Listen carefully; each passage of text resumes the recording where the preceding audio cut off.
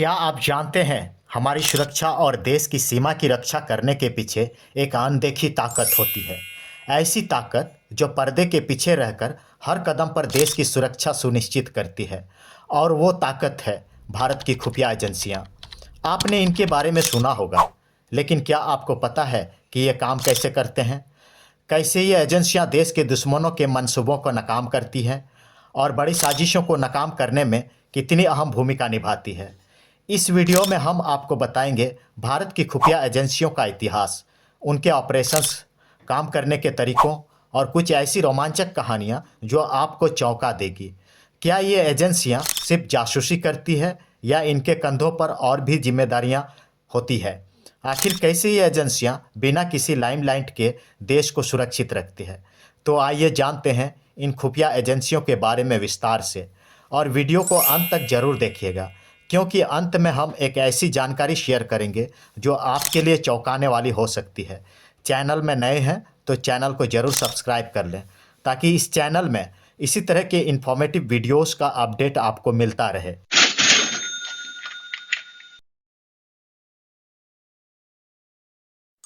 भारत की खुफिया एजेंसियों का ढांचा और कार्यक्षेत्र बहुत व्यापक और महत्वपूर्ण है।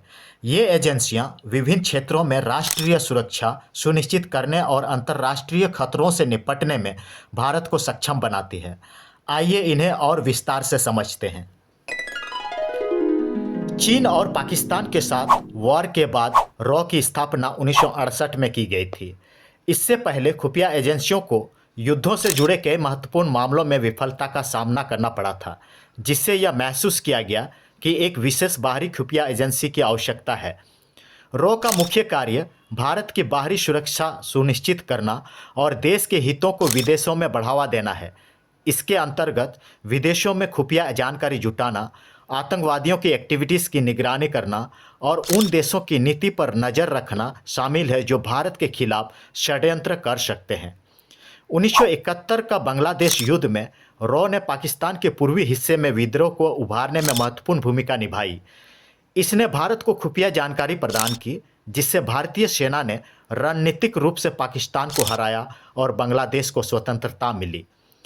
1974 के ऑपरेशन स्माइलिंग बुद्धा में रॉ ने भारत के पहले परमाणु परीक्षण की तैयारी और इसे गुप्त रखने में महत्वपूर्ण भूमिका निभाई।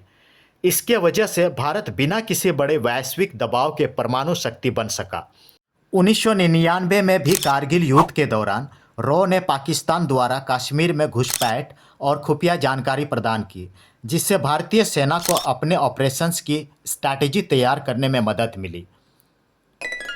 इंटेलिजेंस ब्यूरो की स्थापना ब्रिटिश शासन के दौरान 1887 में हुई थी।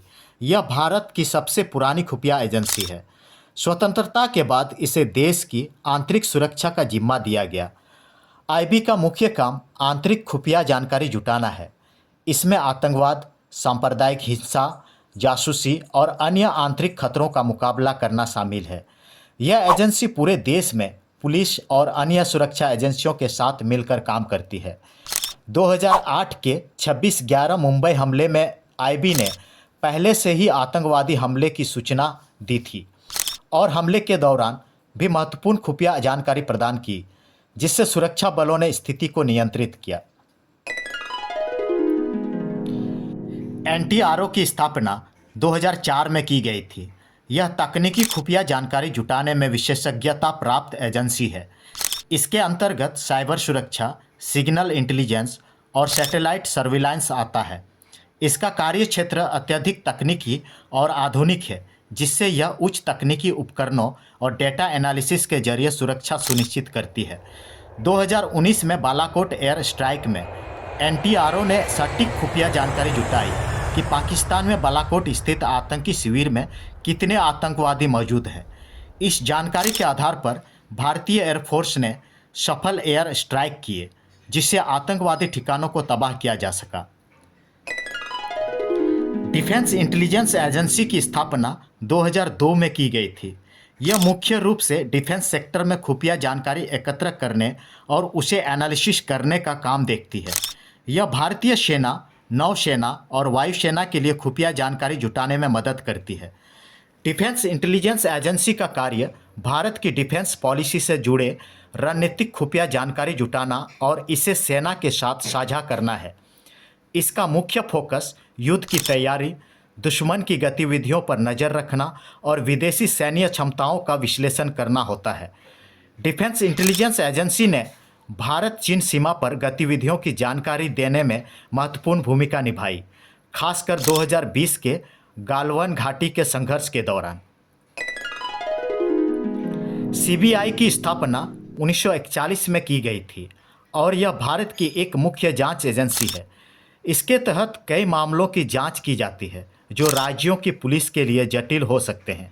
हालांकि यह एक खुफिया एजेंसी नहीं है, लेकिन इसे कई महत्वपूर्ण मामलों में खुफिया जानकारी जुटाने का काम सौंपा जाता है। सीबीआई का मुख्य काम भ्रष्टाचार, अपराध और देश की सुरक्षा से जुड़े मामलों की जांच करना है। यह एजेंसी भारत के भीतर और अन्य अंतर्राष्ट्रीय स्तर पर सहयोग करते हुए विभिन्न अपराधों का पर्दाफाश करती है। इन एजेंसियों के अलावा भी भारत में कई छोटी बड़ी खुफिया और सुरक्षा एजेंसियां हैं जो विभिन्न क्षेत्रों में सक्रिय रहती है। सभी एजेंसियां मिलकर भारत की सिक्योरिटी सिस्टम को मजबूत करती है और देश को विभिन्न खतरों से सुरक्षित रखने में मदद करती है। दोस्तों, वीडियो कैसा लगा कमेंट करके ज़रूर प्रतिक्रिया दें, और वीडियो अच्छा लगा हो तो वीडियो को लाइक और शेयर ज़रूर करें। वीडियो में अंत तक मेरे साथ बने रहने के लिए धन्यवाद।